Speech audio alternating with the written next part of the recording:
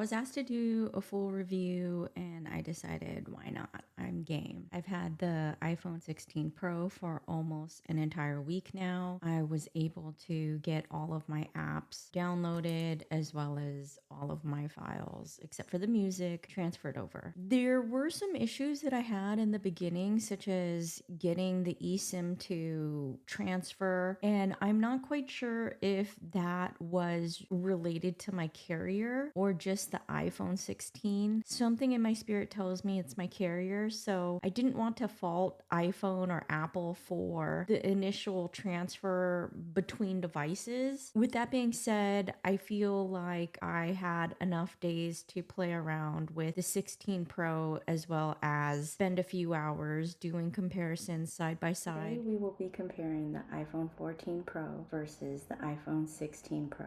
The main differences between the iPhone 16 Pro and iPhone 14 Pro is the 0.2-inch difference. We have gained some noticeable improvements with the core as well as low light and graininess. This is a side-by-side comparison of the iPhone 14 Pro, right here, this purple, versus the iPhone 16 Pro Desert Titanium on the right. As you can see, slightly bigger by 0.2 inches for the 16 Pro. I'm not sure if it's just the angle that I'm looking at, but it does appear that the 3 lenses for the 16 Pro are slightly bigger by a millimeter or two. I don't have any calipers, so I cannot verify.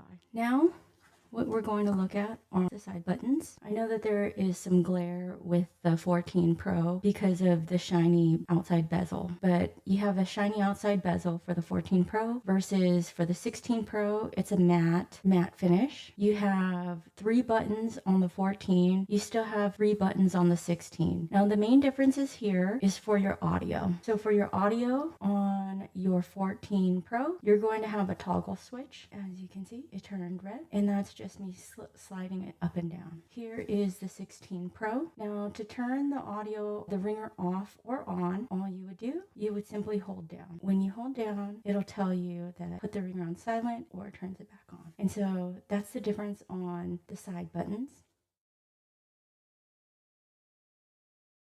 For most people, including myself, we are very happy with, this is the lightning cable port for the iPhone 14 Pro. This is the USB-C for iPhone 16 Pro. So you still have the same amount of mics and speakers on the bottom. Now here, this is the other side. Now what you're seeing here, this is your power button. Same thing here, this is your power button. Now the main difference is for the 14 Pro, this little guy right here, this is where your eSIM goes. I believe the 14 Pro is where they started to introduce the eSIM. It's for folks who had to swap their SIM, who still had physical SIM. But I believe the 14 Pro was the first one to have that dual choice between physical and eSIM. So this is the 14. Now for the 16, it's purely eSIM now. And so this is your little camera shutter. If you can see that little shiny camera shutter, the camera shutter button is the only button that's shiny on the 16 Pro. Everything else is matte. If you were to put them side by side to see, can I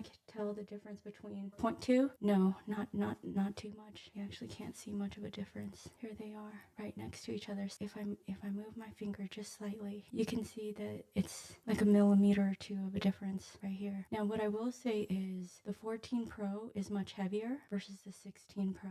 First, we are going to weigh the iPhone 14 Pro. Now I went ahead and zeroed my kitchen scale. We're coming in at 206 grams. Now we have the 16 Pro. We're coming in at 200, and we came in at 200 grams even. So this is 6 grams lighter. That's not a big difference, but surprisingly I could feel the difference. Now for this next test, we're going to start running speed tests. And just to show the audience that everything is the same, bar for bar. We have the same amount of memory. We're on the same Wi-Fi. Okay, I'll go ahead and show you right now. Now you can see that most of my app and documents, photos, etc. are copied over onto my new 16 Pro. Both devices have 256 gigs. The full 14 Pro has 86 gigs being used, while the new 16 Pro has 51 gigs being used, and that's mainly because I haven't transferred my music. We shouldn't see any type of degradation due to there being no memory on either devices. So with that being said, let's double check that both are on the same Wi-Fi network. We are confirmed that we are on the same Wi-Fi network. Now this is something that I found interesting once I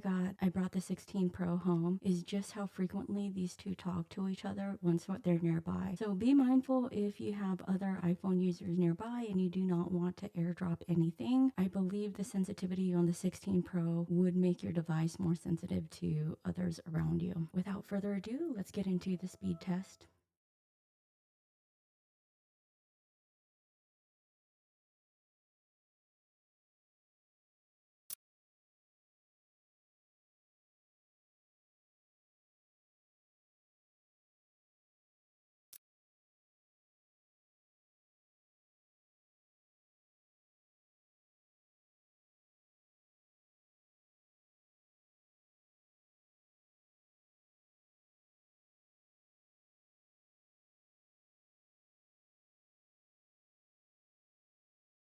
Now for this test, what I'm going to do is I'm going to be walking backwards and test what the audio pickup sounds like on both devices. First, we are 1 foot away from both iPhones. We are 1 foot away from both iPhones. We are 1 foot away from both iPhones. We are 2 feet away from both iPhones. We are 2 feet away from both iPhones. We are 2 feet away from both iPhones. We are 3 feet away from both iPhones. We are 3 feet away from both iPhones. We are 3 feet away from both iPhones. We are 4 feet away from both iPhones. We are 4 feet away from both iPhones. We are 4 feet away from both iPhones. We are 6 feet away from both iPhones. We are 6 feet away from both iPhones. We are 6 feet away from both iPhones. That concludes the audio my test. So for this next test, what I will be doing is comparing both phones' audio output. So we're going to see how good the built-in speakers are for both phones. Both phones are on the same classical Beethoven playlist. For YouTube, we will allow both phones to play for the same duration so that we can have a nice comparison for the final video. We are going to test the iPhone 14 Pro first.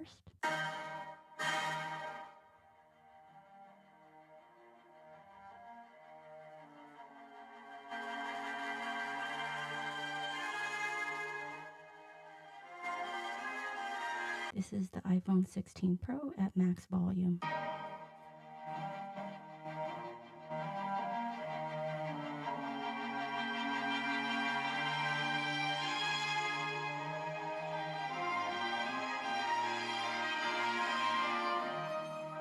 Here's a comparison of us doing macro photography on some embroidery. The left side is the iPhone 14 Pro versus the 16 on the right. Here is a video comparison from the same spot. You see more of a wide angle from the 16 Pro. All photos are shot in 1x. You see a slight color difference between the two. Here's a video comparison as well, shot from the same angle with the 16 on the right. Here's a low light setting where we saw the most amount of differences, especially in graininess. So do we see a noticeable improvement?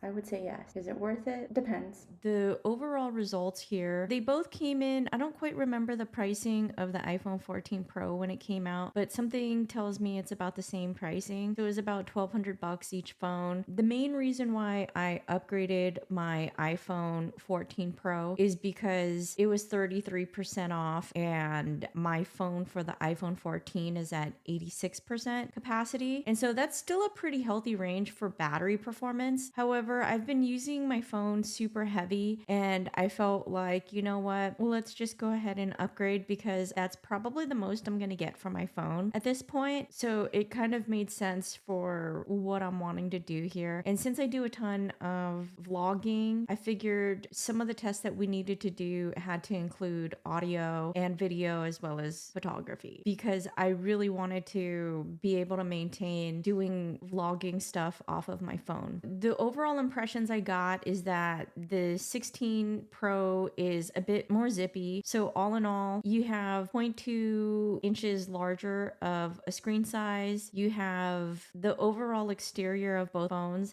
The 16 Pro is bigger by like 1 to 2 millimeters. I don't have a caliper to measure, but that's what it looked like on camera. The exterior for both metals, for the 16 Pro, it's matte metal all around versus the stainless steel for the 14 Pro. And you have the action button versus the ring/silent switch. For the 16 Pro, you go back to the old school colors of iPhone. If you remember the white, the black, and then they came back with the silver and gold. And then of course, the design is very reminiscent of the iPhone 4S. The 16 Pro adds one additional core to the GPU. It's a little zippy, but you don't really notice it unless you're like doing like games or something like that. The photography is more wide angle. So when you enlarge your images and video, you're going to see improvements on the graininess, especially in low light conditions. The focusing on the 16 Pro is much easier. So if you're doing any type of filming or photography on the 16 Pro, it's going to be a little bit easier. I personally am getting used to having that shutter button right there and not accidentally, well, I continuously find myself taking photos on accident. So I need to figure out my personal hand placement for things. The 16 Pro is 6 grams lighter and we measured that. So that's 200 grams versus 206. That's because it's a titanium build. Of course, the bottom of the bezel, the 16 Pro has the USB-C, which was a main driver for this purchase. I wanted to consolidate my cables. The 14 Pro has the lightning charge port. The 16 Pro had a slightly better upload speed. However, when it came to the 14 Pro, it crushed the 16 Pro in download speeds across multiple speed tests. And I don't know why that's the case. I showed in the video that we were on the same Wi-Fi network. We had about the same amount of storage being used. So there really shouldn't have been anything from a performance wise holding back the 16 Pro, but I still don't understand. We didn't have multiple apps on and running or anything like that. And still the 14 Pro crushed it on the download speeds, that to the point that I had to do it 6 times because I thought my eyes were defying me. We did that app test and maybe I should have done an app download test for an app that wasn't on my cloud, but we saw negligible differences in terms of speed for the download of the apps. I really don't think that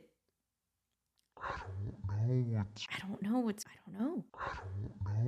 I mean, you would think that the 14 Pro would have been significantly faster, but I couldn't tell. You really had to have had somebody press it and time it and measure in milliseconds. The 16 Pro does have a better microphone audio input. It was less distortion. Same thing like the audio output for the speakers. I do find that the speakers on the 16 Pro is clearer. It sounds less muddied and watered down and distorted. And when I did a decibel test, the 16 Pro did happen to register at 2 decibels louder. Loudness doesn't necessarily mean that you're going to get better clarity, but for some reason I heard better clarity and detailing for the 16 Pro. And so with that being said, my final thoughts are, unless you really need to upgrade your phone, you could probably hold off for another generation or two. But if you're starting to see your phone slow down, if your phone is broken, if your battery is starting to degrade a bit prematurely for your taste, then you may consider upgrading your device, but you're not going to see a sizable difference if you're not interested in spending $1,200 bucks. I wasn't interested in spending $1,200 bucks, but I got like $400 off. I said, okay, well, $800, since I use my phone so heavy, for me, it makes sense, but that may not always be the case for everyone. Think it through in terms of how you use your devices and what features you care about. And if you